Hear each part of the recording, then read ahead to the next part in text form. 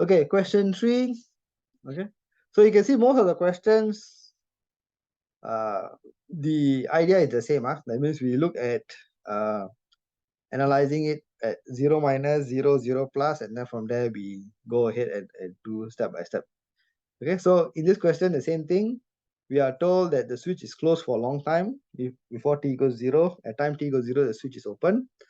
Determine the energy that was stored in the inductor at time t equals to 0 minus. Okay, so at 0 minus, we can say it is steady state. Okay, which means that the inductor is short circuit. Okay, so just one thing, if I get disconnected at any time, just stay on the call. All right, I will join back in. All right, if anything happens to my Zoom or network or anything. Okay, so since my inductor is short circuit, all right, this 5 kilo ohm will no longer be in the picture. Okay, so 1 ampere, okay, passes through the the current passes through the entire 5 ohm and through the short circuit part created by the inductor. Okay, so basically what you have is this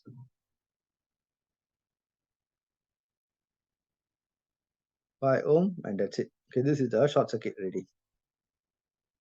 Okay, so with that we can say that the current is 10 by 5, which is 2 ampere. So the energy was half Li square.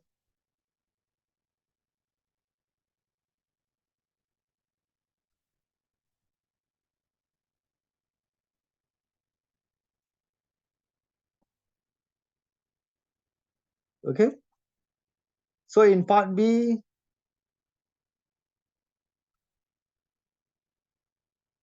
they say determine the voltage across the 5K resistor at time t equals to 0.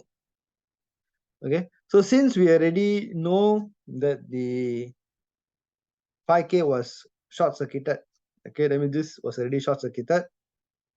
Okay, and for any short circuit part, the voltage is always equals to 0. Okay, which means that the voltage across the 5K is also 0. Okay, because whenever you have a short circuit, that means there is no voltage drop, okay, across the points of the short circuit. Okay, so if you were to measure the voltage across the 5K resistor, you will also get 0 volt.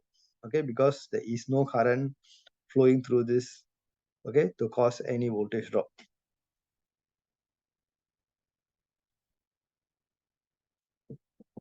Okay, so the voltage across the 5K resistor is also going to be 0 volt.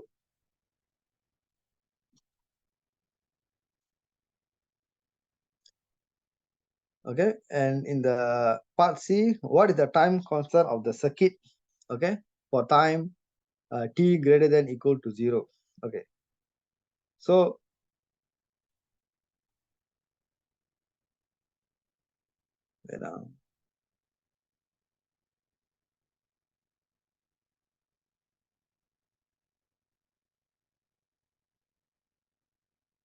okay, so this at 0 volt is at time t equals to 0 minus. Okay, so when I first flip the switch, okay, we know that this is a short circuit path. All right, so when it's a short circuit, the voltage across the inductor is 0, which means that the voltage across the 5K at that point t equals to 0 minus will also be 0 volt. Okay, but at time t equals to 0 plus, okay, what happens? Okay, at time t equals to 0 plus, we know that just like how we say the voltage across the capacitor cannot change instantaneously, the current, okay, through the inductor also cannot change instantaneously.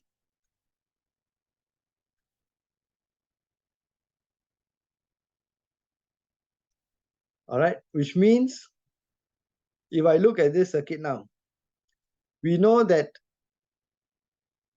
the current, okay, during the short circuit part was flowing in this direction.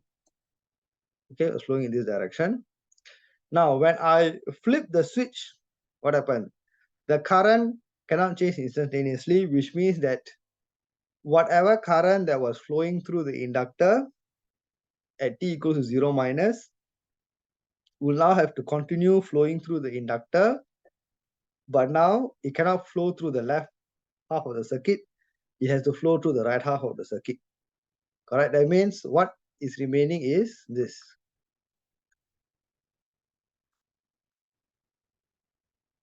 Okay, so we know that the current was flowing in this direction, okay, from the original voltage source. And now that I remove the voltage source, this current cannot change instantaneously. So now it will continue, but now it will flow in this direction. Okay, it will continue to flow in the same direction as it was at 0 minus. All right. So at 0 plus, when the current flowing in this direction, okay, as far as the resistor is concerned, okay, we know that for current flow, we always say that the current is flowing from the positive, okay, it enters through the positive of the terminal and exits to the negative, correct? That means by right, this should be the voltage drop across the resistor, okay? But in the question, they have already given you this convention. Okay, they already given you this plus or minus, where they are measuring it in the terms of plus on top, minus below, which means that for the question, we must say that V phi k is equals to the opposite of this. So what is this actual voltage? Okay, so we know that the current is 2 ampere, correct? Current is 2 ampere multiplied by the phi k, which is 10 kilovolt. But since this V phi k is having a plus on top and minus below, we say it is a negative 10 kilovolt. Okay, now what is this plus minus thing, correct?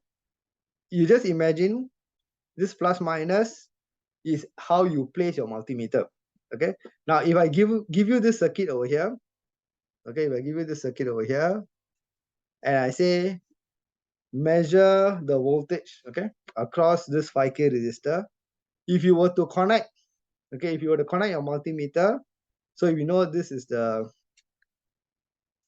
red line, so we have a red line and we have a black line, correct? So this is your multimeter.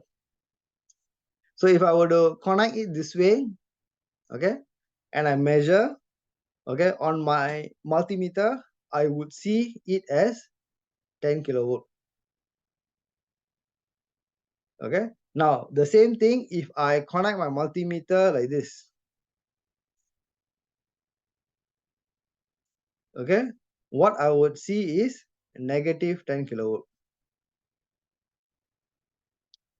Okay, so we know that 10 kilovolt is the actual value. Okay, it's just that the plus and minus is the indicator of the positive and negative, where current is entering and where current is exiting. Okay, so we know that the actual flow of current is this. Okay, we know that this is the actual flow of the current. Okay, so the by right, the plus and minus is the plus is below, minus is on top, correct? But in the sense of the question, the plus is on top, minus is below, so that's why we put a negative over here. The same thing in the earlier tutorial also, okay? When we did the node voltage or Thevenin's voltage, okay? When the load, it asks you what is the voltage across the load or whatever, okay? You can calculate the value, but if the question already has a plus minus defined for you, then if that plus minus definition aligns with your final observation, then it is the same, is positive, correct? If it's not, then we just change the sign. So that same thinking is what we use to solve this. All right. So the last part here, the time constant. So in this case, the time constant will be L by R. which will be 1 milli over pi k, which is 0.2 microsecond.